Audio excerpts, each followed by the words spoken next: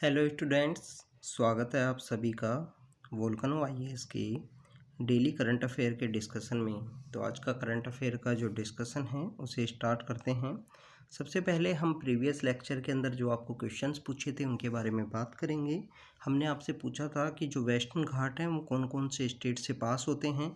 उसके बारे में यूपीएससी ने भी 2016 का जो प्रीलिम्स का पेपर था उससे रिलेटेड क्वेश्चन है, ये पूछा था, ये आपको पता होना चाहिए। तो हम बात कर रहे हैं यहाँ पे वेस्टर्न घाट्स की। Western Ghats basically students Gujarat, Maharashtra, जो गुजरात है, जो महाराष्ट्र है, गोवा है, कर्नाटका है, केरला है एंड तमिलनाडु का जो रीजन है यहाँ तक ये पाए जाते हैं। बेसिकली सतपुरा के साउथ से लेकर कन्याकुमारी का जो रीजन है वहाँ तक जो वेस्टर्न घाट हैं वो पाए जाते हैं हमारे। वेस्टर्न घाट के अंदर अगर हम स्पीसीज़ की अगर हम बात करें तो नीलगिरी तहर है, जिसके बारे में अभी रिसेंटली हमने डिस्कस भी किया है कि तमिलनाडु गवर्नमेंट उससे रिलेटेड जो कंजर्वेशन प्रोग्राम है, जो प्रोजेक्ट है वो स्टार्ट किया है तमिलनाडु गवर्नमेंट ने। तो नीलगिरी तहर जो है, नीलगिरी जो तहर है वो वहाँ पाया जाता है। इसके अलावा लोयन टेल मकैक जो है वो वहाँ का एंडेमिक है वेस्टर्न घाट से। ये बेसिकली स्टूडेंट वेस्टर्न घाट से रिलेटेड कुछ इन्फॉर्मेशन थी। इसके अलावा वेस्टर्न घाट हमारा जो कोंकण कोस्ट है और अगर हम बात करें कि जो मालाबार का कोस्ट है, इन सब एरियाज़ को कवर करता है। इसके अलावा स्टूडेंट्स हमने क्वेश्चन पूछा था आपसे आसाम की जो नेशनल पार्क हैं उनसे रिलेटेड। तो आसाम के अंदर जो सबसे अगर हम बात करें वेस्टर्न साइड में जो नेशनल पार्क पाया जाता है वो है रायमोना। रायमोना नेशनल पार्क है। रायमोना के बाद में मानस है। मानस के बाद में अगर हम बात करें ओरांग है, नामेरी है, काजीरंगा है, डिब्रू सिकोवा है और दिहिंग पटकाई नाम का जो नेशनल पार्क है। तो ऐसे 7 नेशनल पार्क टोटल पाए जाते हैं हमारे आसाम के अंदर में। तो आपको इनके बारे में पता होना चाहिए। रायमोना सबसे वेस्टर्न साइड में है, फिर उसके बाद में है यहाँ पे मानस है, ओरांग है, ओरांग के बाद में नामेरी है, काजीरंगा है। अब आपको इसको बेसिकली अगर आप प्रिपेयर कर रहे हो नेशनल पार्क्स को तो आप इस तरीके से भी प्रिपेयर करना कि जो ब्रह्मपुत्र रिवर है उसके सदर्न में कौन कौन से हैं, उसके नॉर्दर्न एरिया में कौन कौन से हैं। तो ये भी आप प्रिपेयर करना, क्योंकि ये आपको पता होना चाहिए उसके राइट या लेफ्ट में कौन कौन से हैं। इस तरीके से आप प्रिपेयर कर सकते हो कि जो ब्रह्मपुत्र के राइट बैंक की साइड कौन से हैं, लेफ्ट बैंक की तरफ कौन से हैं। तो ये आपको इस तरीके से प्रिपेयर करना है, क्योंकि यूपीएससी किसी भी तरीके से क्वेश्चंस पूछ सकती है। तो आप एटलीस्ट आपको अवेयर हो, लिटिल बिट जानकारी हो, और अगर आपने मैप की प्रैक्टिस की है तो आपको पता होगा। स्टूडेंट्स, आज का जो करंट अफेयर का डिस्कशन है वो स्टार्ट करते हैं। सबसे पहले अगर हम बात करें हमारे पहले टॉपिक की, तो हमारा पहला टॉपिक है डाई बैक डिजीज़ के बारे में। स्टूडेंट्स, ये डिजीज़ बेसिकली जो नीम का जो पेड़ होता है, नीम का प्लांट आपने देखा होगा, काफ़ी ज़्यादा नेचुरल है और काफ़ी ज़्यादा इम्पोर्टेंट है। हमारी बॉडी के लिए भी आप यूज़ करते हैं नीम को किसी ना किसी प्रोडक्ट के रूप में।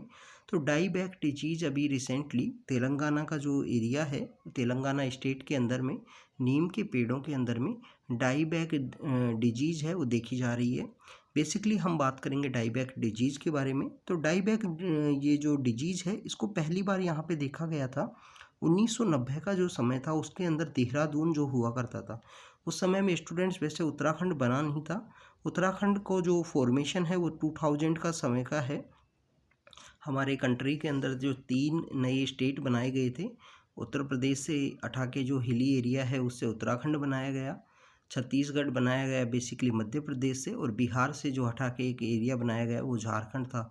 ये बेसिकली ऐसे एरियाज़ हैं जहाँ पे कंटिन्यू डिमांड रेज की गई थी कि यहाँ पे जो डेवलपमेंट है वो नहीं हो पा रहा है, और ज़्यादा लार्ज स्टेट होने की वजह से।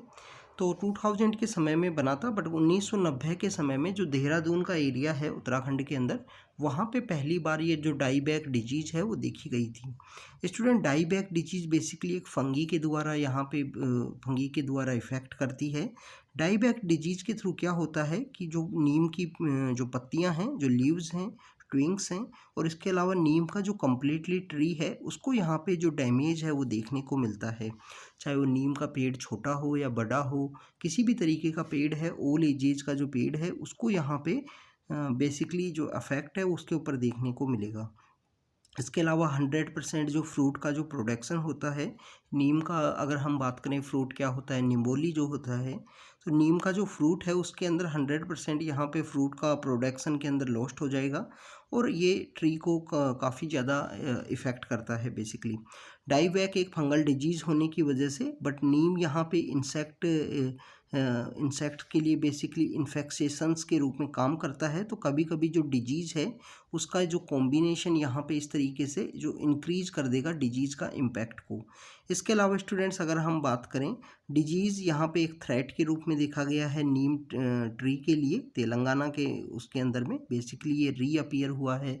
तेलंगाना में ये जो डिजीज़ है 2019 में पहली बार अपीयर हुआ था तेलंगाना में, इस तरीके से डिजीज़ का नीम के पेड़ों में होना। बट अभी रिसेंटली इसके जो केसेज हैं वो रीअपीयर हुए हैं। तो अपीयरेंस जो सिम्टम है ये start with the onset of the rainy season. जैसे ही रेनी सीजन स्टार्ट होता है इस तरीके के जो बेसिकली जो सिम्टम्स हैं वो देखने को मिलते हैं। और ये जो लेटर फेज है विंटर्स का जो समय आता है या रेनी सीजन के बाद के समय में, तो अर्ली विंटर्स के समय में इसका जो इम्पैक्ट है वो हमको देखने को मिलता है डाईबैक डिजीज़ का। तो बेसिकली आपको पता होना चाहिए ये एक फंगल डिजीज़ है और फंगल डिजीज़ नीम के ऊपर ये इफ़ेक्ट कर रहा है प्रेजेंट समय में तेलंगाना में, डाईबैक डिजीज़। स्टूडेंट्स अगर हम बात करें नेक्स्ट टॉपिक की, नेक्स्ट टॉपिक है साउथ एशियन ब्लैक कार्बन एरासोल्स के बारे में। स्टूडेंट्स ब्लैक कार्बन बेसिकली आपको पता होगा, black carbon global warming potential है वो कैरी करता है। अब ये ब्लैक कार्बन कैसे जनरेट होता है, तो ब्लैक कार्बन बेसिकली इनकम्प्लीट जो कम्ब्यूशन है उसका प्रोसेस के थ्रू यहाँ पे प्रोड्यूस होता है। चाहे वो इनकम्प्लीट कम्ब्यूशन हो फॉसिल फ्यूल्स का, बायोमास का, ये बेसिकली यहाँ पे are the characteristic by the strong light absorption. Strong light absorption की इसकी पावर होती है। तो ब्लैक कार्बन एरोसोल्स जो इनकम्प्लीट कम्ब्यूशन से प्रोड्यूस होते हैं फॉसिल फ्यूल और बायोमास के इनकम्प्लीट कम्ब्यूशन से। साउथ एशिया रीजन जो बेसिकली है जो तिबेतियन प्लेटू के साउथ में पाया जाता है, यहाँ पे हाईएस्ट ब्लैक कार्बन का जो एमिशन है वो देखने को मिलता है। और कभी कभी ये ब्लैक कार्बन का जो एमिशन है जो साउथ एशिया के इस रीजन के अंदर अपने को देखने को मिलेगा, इसकी वजह से जो अगर हम बात करें जो हाईएस्ट इन एरियाज़ में जो तिबेतियन प्लेट्यू है वहाँ तक ये रीच करते हैं। स्टडीज बताती हैं कि ब्लैक कार्बन का इस तरीके से जो ट्रांसपोर्ट होता है हिमालयंस के इनलैंड जो रीजन है या तिबेतियन प्लेट्यू है वहाँ तक इसका जो ट्रांसपोर्टेशन है जो ट्रांसपोर्ट है वो हमको देखने को मिलता है। ब्लैक कार्बन की वजह से स्टूडेंट्स आपको जो अल्बीडो है जो यहाँ पे अगर हम बात करें जो हमारे ग्लेशियर्स जो जमे हुए हैं, जो बर्फ़ जो जमी हुई है हमारे पहाड़ों के ऊपर में हिमालयन रीजन में, तो वहाँ पे बेसिकली उसका अल्बीडो को ये रिड्यूस कर देगा। अब अल्बीडो क्या होता है स्टूडेंट्स, अल्बीडो बेसिकली एक किसी भी एक सब्सटेंस है, किसी भी एक सब्सटेंस की जो रिफ्लेक्टिंग पावर है, जितनी एनर्जी उसको मिलती है उसको वो रिफ्लेक्ट कर सके, तो उस बेसिकली जो सनलाइट को रिफ्लेक्ट करने की जो पावर है उसको यहाँ पे अल्बीडो बोला जाता है। अब आप देखिए कि कोई भी जो आइस का एरिया है, कोई भी ऐसा ग्लेशियर है, उसका अगर अल्बीडो रिड्यूस होता है, अगर उसका जो सनलाइट को रिफ्लेक्ट करने की जो पावर है वो रिड्यूस होती है, तो उसका इफ़ेक्ट आपको देखने को मिलेगा कि मेल्ट होना स्टार्ट होगा। तो ग्लेशियर जो मेल्ट होना स्टार्ट होंगे ब्लैक कार्बन का डिपोजिशन होने की वजह से, सनो यहाँ पे रिड्यूस करता है। बेसिकली ब्लैक कार्बन यहाँ पे रिड्यूस करता है किसी भी सनो का या जो बर्फ़ है या ग्लेशियर है उसका जो अल्बीडो है उसको रिड्यूस करेगा। और रिड्यूस करने के साथ ही हमको देखने को मिलेगा वहाँ पे ग्लेशियर्स के अंदर में और सनो के अंदर में जो मेल्टिंग है वो स्टार्ट होती है। इसके अलावा स्टूडेंट्स अगर हम बात करें ब्लैक कार्बन बेसिकली यहाँ पे जो टेम्परेचर है उसको भी इफ़ेक्ट करता है। मिडल एंड अपर जो एटमॉस्फेयर का जो रीजन है वहाँ पे यहाँ पे नॉर्थ साउथ टेम्परेचर ग्रेडियंट को ये इंक्रीज कर देता है। तो यहाँ पे टेम्परेचर के अंदर जो डिफरेंस है वो भी हमको देखने को मिलते हैं। इसके अलावा साउथ एशिया के अंदर अगर हम बात करें कि मेनली ब्लैक कार्बन इंक्रीज करता है क्लाउड का जो कंडेंसेशन है, जो न्यूक्लियाई है एटमॉस्फेयर में। तो आप देखिए कि एक ब्लैक कार्बन किस तरीके से कितने सारे ऐसे एटमॉस्फेरिक प्रोसेस हैं जिनको ये इफ़ेक्ट करता है।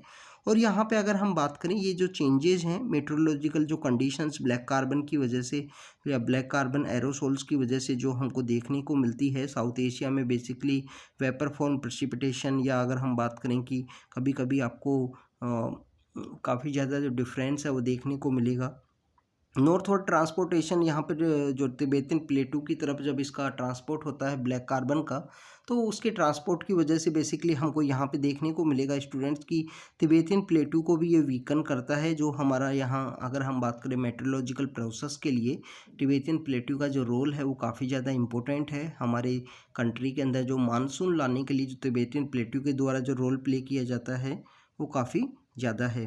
तो रिजल्ट हमको देखने को मिलेगा प्रेसिपिटेशन यहाँ पे सेंट्रल और जो सदर्न तिबेतियन प्लेट्यू है वहाँ पे डिक्रीज होगा मानसून सीजन के समय में ब्लैक कार्बन की वजह से, और डिक्रीज यहाँ पे प्रेसिपिटेशन की वजह से यहाँ पे decrease the mass gain of the glaciers भी यहाँ पे रिड्यूस होंगे। तो ये सब आपको यहाँ पे देखने को मिलता है स्टूडेंट्स ब्लैक कार्बन की वजह से। अगर हम बात करें नेक्स्ट टॉपिक की, नेक्स्ट टॉपिक है national commission for scheduled tribe के बारे में। अभी recently national commission for scheduled tribe news में इस वजह से है स्टूडेंट्स, जो हमारी गवर्नमेंट के द्वारा फॉरेस्ट कंजर्वेशन जो रूल्स हैं उसमें प्रपोज किया गया है, तो उनको बेसिकली अपोज किया है national commission for scheduled tribe ने। पहले students national commission for scheduled tribe नहीं हुआ करता था, एक ओनली कमीशन हुआ करता था national commission for scheduled caste. National commission for scheduled caste को फिर बाइफरकेट किया गया आर्टिकल 338 के अंदर। यहाँ पे अमेंडमेंट आया, और अमेंडमेंट आने के साथ ही 89 कॉन्स्टिट्यूशन अमेंडमेंट एक्ट 2003 में जब ये अमेंडमेंट आया तो आर्टिकल 338 ए है उसको क्रिएट किया गया। आर्टिकल 338 ए को जब क्रिएट किया गया तो उसके साथ ही यहाँ पे हमको national commission for scheduled tribe है वो डिफरेंट देखने को मिलता है। अब national commission for scheduled tribe क्यों बनाया, आप देखिए कि शेड्यूल्ड कास्ट की जो प्रॉब्लम है या शेड्यूल्ड ट्राइब्स जो हैं उनकी जो प्रॉब्लम्स हैं इनके बीच में काफ़ी ज़्यादा डिफरेंस है। ट्राइब्स के जो लोग बेसिकली आपको फॉरेस्ट के एरिया से कनेक्टेड मिलेंगे, शेड्यूल कास्ट के लोग बेसिकली सोशल जस्टिस का उनके साथ जो ऑपरेशन है डोमिनेंट कास्ट का जो ऑपरेशन हुआ है उसकी वजह से हमको देखने को मिलेगा उनके अगेंस्ट जो इशू हैं वो काफ़ी डिफरेंट हैं। तो इन प्रॉपर डीलिंग की जा सके इन सभी इनके इश्यूज से, इस वजह से इसको बाइफरकेट किया गया था। तो national commission for schedule caste and schedule tribe को बाइफरकेट किया गया 89 कॉन्स्टिट्यूशन अमेंडमेंट एक्ट के थ्रू। आर्टिकल 338 ए यहाँ पे क्रिएट किया गया जिसके through national commission for schedule caste यहाँ पे शेड्यूल ट्राइब यहाँ पे एग्जिस्टेंस में आया 2004 के समय में।